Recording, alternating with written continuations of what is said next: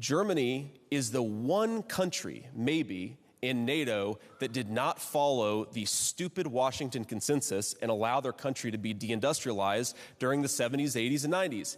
And yet at the very moment that Putin is more and more powerful, where the Russian army is invading European countries en masse, this is the point at which Germany starts to deindustrialize. Look at the number of people working in manufacturing in Germany now versus 10 years ago. Look at the critical raw materials produced in Germany now versus 10 years ago. The energy dependence now versus 10 or 20 years ago.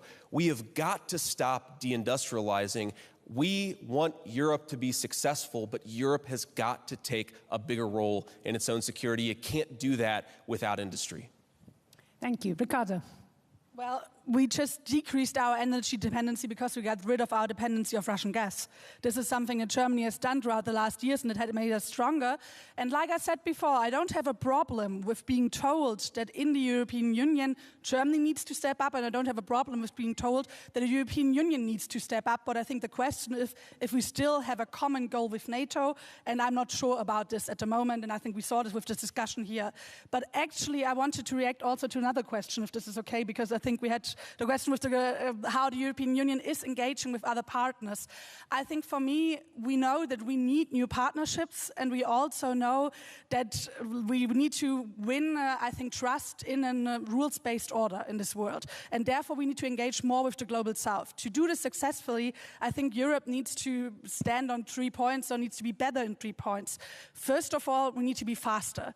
Last year here at the MSC, there was some talk on resource strengths and stuff like this, and there was a foreign minister from Togo, and he was telling us, well, you know, everything you're telling us sounds really, really good, but I have the problem. If I want to build a harbor, and the Chinese embassy just hears about it. 2 weeks later, I have workers. 4 weeks later, I have the harbor. In the same time, Brussels did not even respond to my letter. And I think this is a big problem. We need to be faster when we build partnerships with other countries.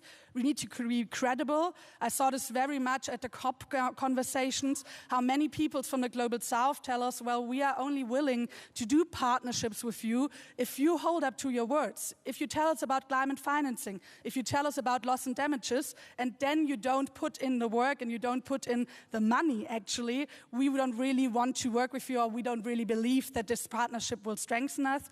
And the last one, and I think this is something that I also say as part of a party that is part of the German government at the moment, we need to be more reliable. And this also really affects us at Germany. In the last weeks, we have seen that in many cases, Germany has turned their vote on things that are happening in the European Union, that we have first said yes and then said no, and then therefore blocked things that are happening. And I think this has really weakened our role within the European Union, but in the end is also going to weaken the European Union. So therefore, Europe, but therefore also Germany needs to be more reliable.